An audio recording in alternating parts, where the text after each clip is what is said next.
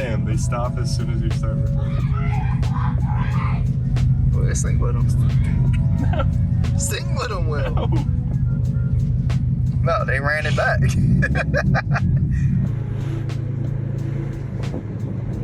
This is how you value my life?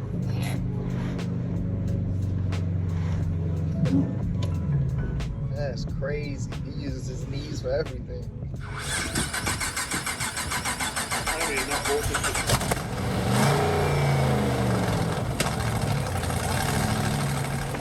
So you about to do an ollie?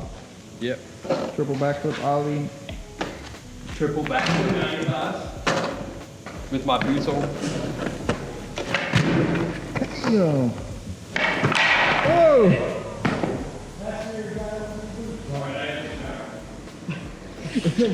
Don't be getting my water. Welcome back to Street Bandito. In this episode, we're going to be doing wheels and suspension. Today's episode is sponsored by Max Load Air Suspension. They're one of the only companies that makes an air suspension strut for 997. We're going to go through the full install setup of the air struts, and I also did most of the airlift management install. We'll go through all of that, but first we will unbox the struts. So, struts. This is a rear.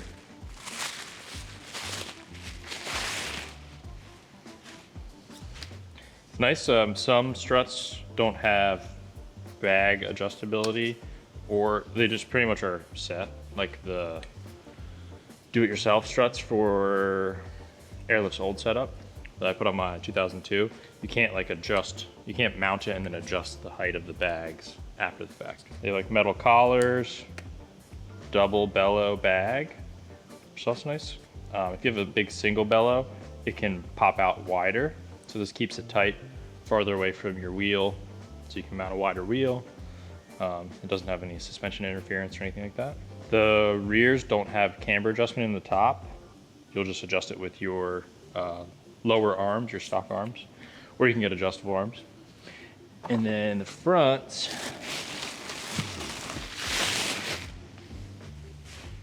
do have a ton of camber adjustment. And then on the 997, the actual stock bolts have camber adjustment too. So you have a lot of range. The only annoying part is you have to adjust this hat. You can't really adjust it while it's on the car because the hole to the top is so small. So kind of set it where you need it. And then if you do want to do fine adjustments, you can just do it with the shimmed top hat bolts. So pretty good setup. You have a ton of adjustability. And like I said, you can adjust the tube inside the mount, and you can also adjust the height of the bag, like the bump stop of the bag, on the tube as well. So, and then they also have a rebound adjustment with little keys in the top. Dang, it gave me an air freshener too. What do you think this smells like? Give me a guess. Max Ice. Oh, like black ice. Whoa, it smells like aftershave. Bro, your nose is so close to it. Yeah, About to get high. gotta fully engulf the scent. It smells good, but it smells like I smelled that scent before. yeah, It smells like a cologne. yeah, like a cologne / an aftershave. Holy crap, that's really strong. This also comes with, I mean, instructions, a sticky mat for your dash. Dude, look at this. You take your phone. You need a matches. Take your phone. Bam. Look at that. Put it with my phone. Some, if you have like, they have some stainless attachments for 1/4" line. And they also come with braided, stainless steel braided lines. 2 of them. Usually these are ran in the front of cars because you're turning a lot, so you don't want it to rub. Also, the engine's in the front, so I'm not sure. I'll see how close interference with the line and the rears are, but I might end up running these in the rear because we got so much heat in the rear because Porsche things. And then they also come with adjustable sway bar end links for the rear, for the front, sorry, for the front. So you can adjust the height of it, and it moves the sway bar pickup point from the old strut top, I think. Oh no, from the front hub in the 907.1 to the strut. So it's got its own new pickup built in.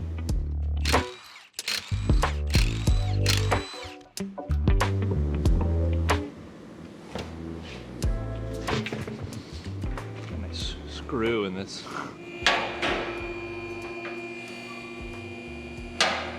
The cool thing about these suspension is almost all of the control arm bolts are all the same bolt, even the strut bolt. 16 on one side and 18 on the other side. 16 millimeter bolt, 18 millimeter nut. Every suspension bolt pretty much is the same.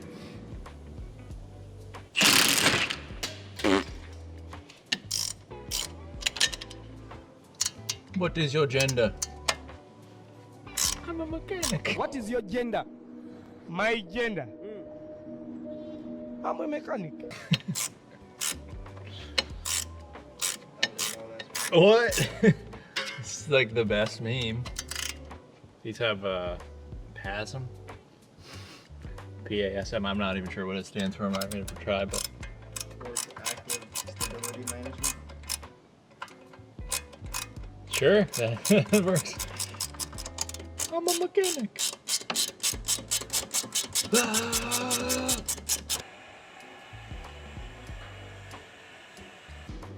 It's so nice having the interior already taken apart. You'd have to take off all this stuff and pull these little squares of carpet out of here. There we go.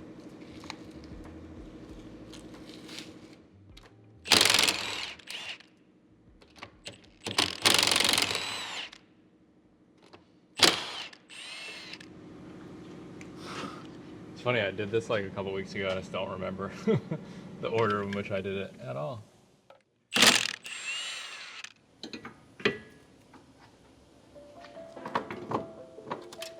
Strut.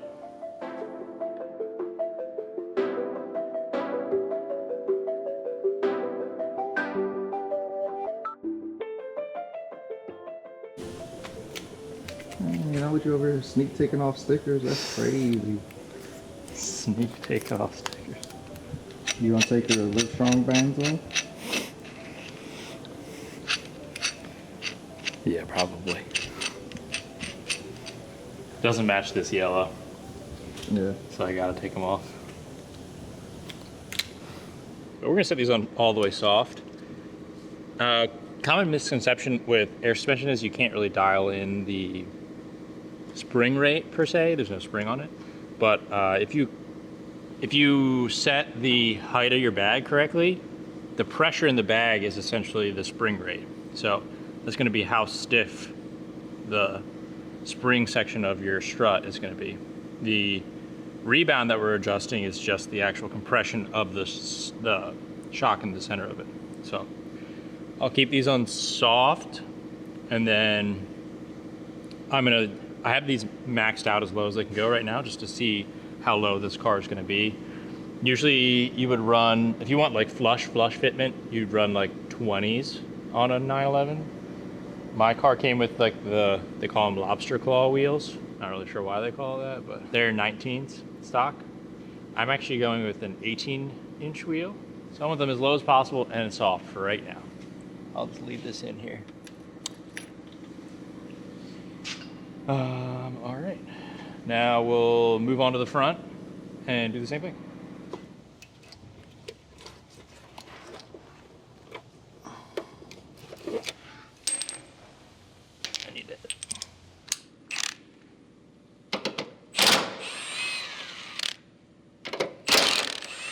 The trick here is to pry this down and not get the top hat to smash into your fender.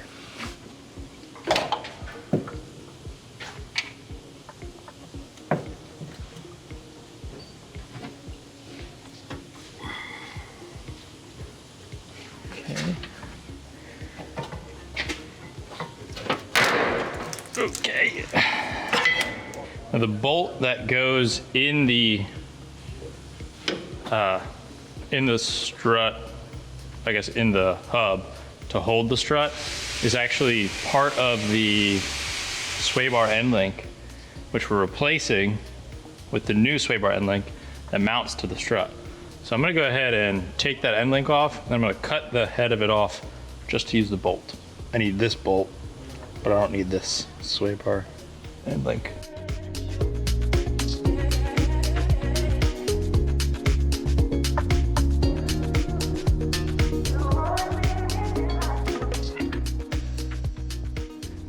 We have a bolt. It's a bolt.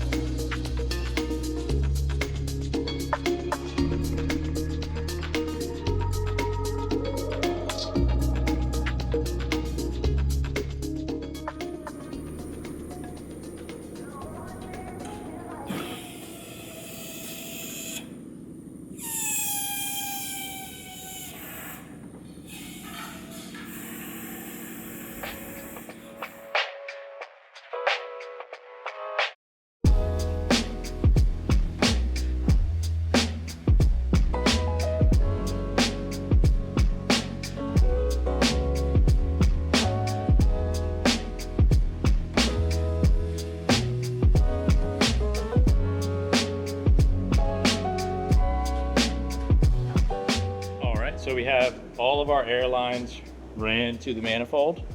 We have all of our bags set up. They're all the same height. The setup, it's airlift 3P, which is pressure. I think people don't realize when you order your management system, if you get 3P, you can always add on the height sensors later. That's 3H. So all that does is it adds the element of reading the pressures of each bag, and then you can put on a height sensor, you connect it to your control arms, and it'll read the height and pressure. So if you have like a really big car with like people in the, like a 4-seater or something like that, with like a bunch of people in the back, at the same PSI, it'll ride lower because you'll have more pressure in it, or weight in the back. So with a car like this, it doesn't really matter. Almost every car that I've bagged so far, other than my E90, has been a coupe.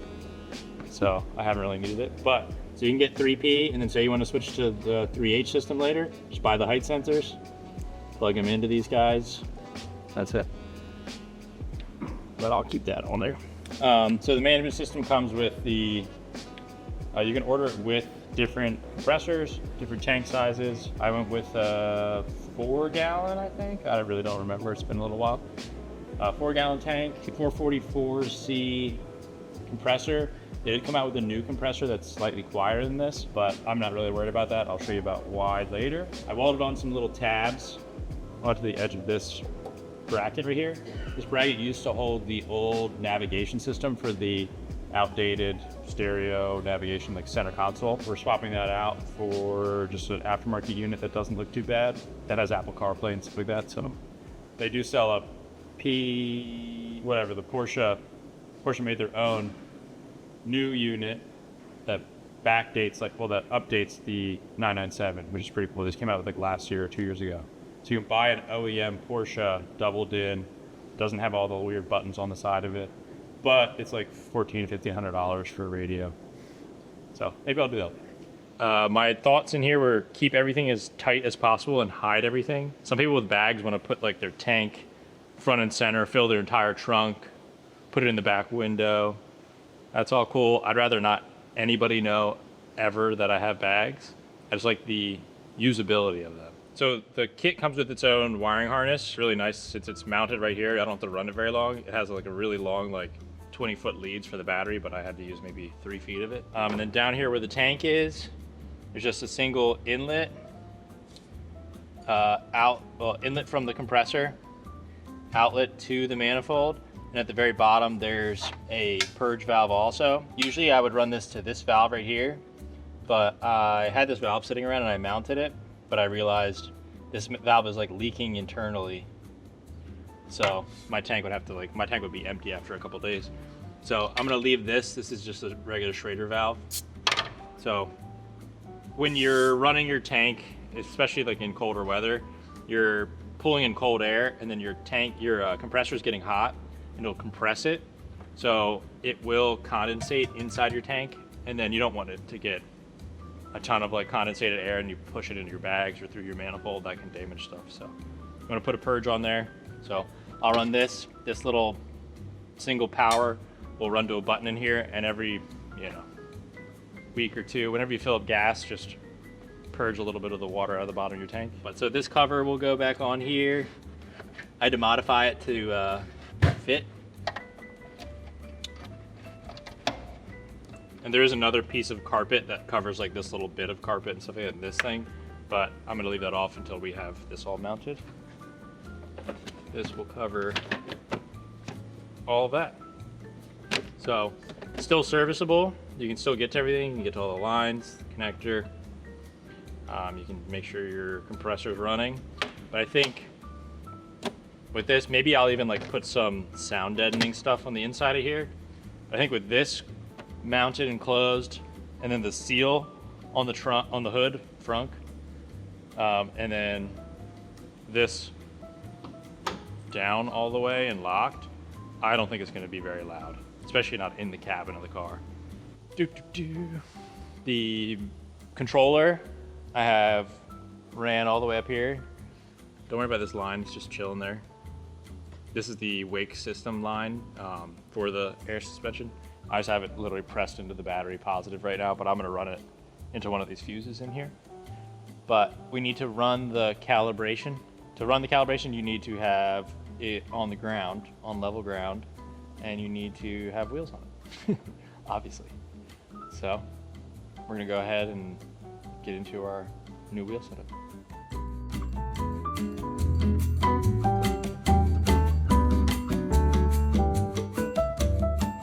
The TPMS sensor on this one is correct.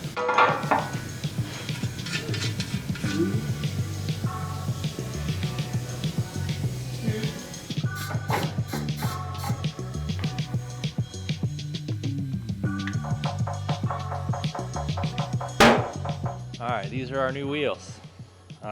Advan TC3s. I was gonna get GTs, but they were gonna take 3 months to come from Japan, and I'm impatient. I don't really want to wait. We're going to Cruising Week in a week. We have Advan TC3s, 18s, like I said, so they're an inch smaller in diameter than my stock lobster claws, but I got a real thick, meaty tire. This is actually the same diameter as my 19s.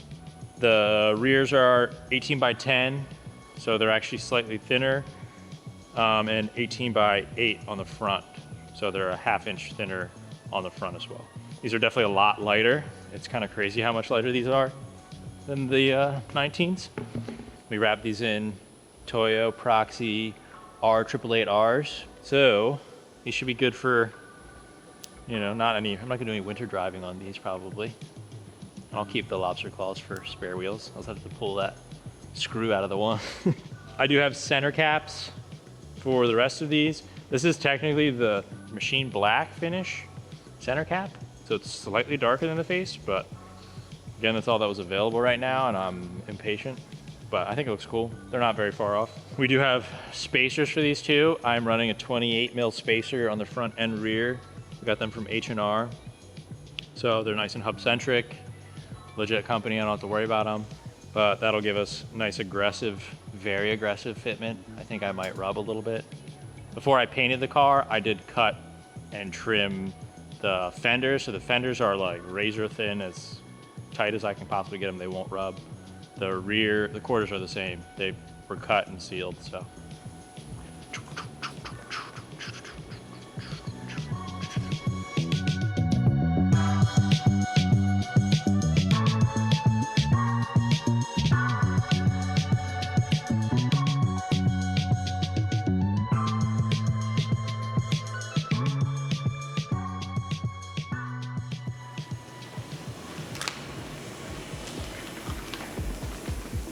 Could drive, but I still want to be deaf. That bitch will be loud as hell. All right, now we have to calibrate.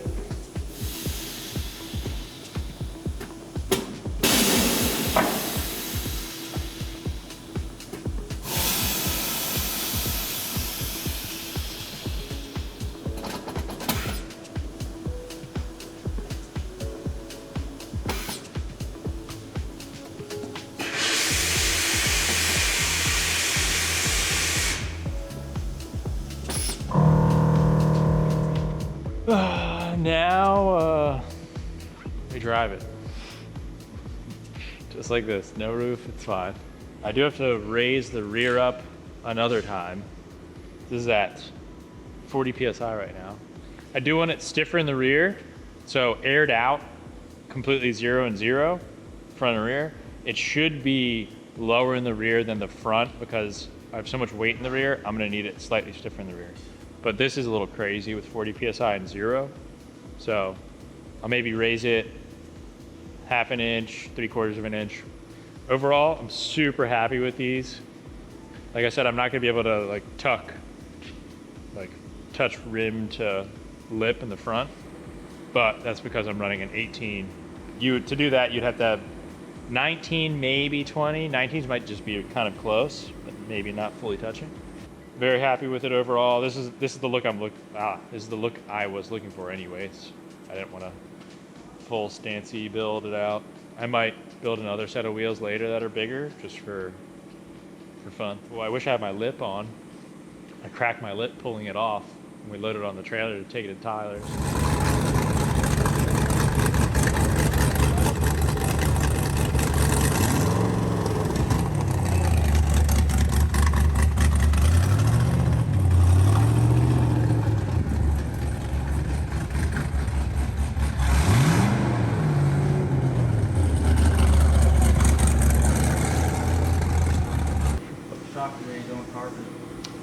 On lip? Nah. I'm getting old, man. I don't care about fixing my carbon lip every couple weeks like I did on my Z4. You don't want to blow another one up? Yeah. I mean, having air will, definitely lower the likelihood that you destroy your front lip, but having a flexible black front lip that I can just like spray can black if I like scrape it or something like that, and air, that's the way to go, especially here in the city. But this is gonna be it for this episode. Tune in next episode when we do something else cool. Who knows? What happened to it? What the fuck? America! Look at it. I wasn't expecting that. It has no exhaust on it.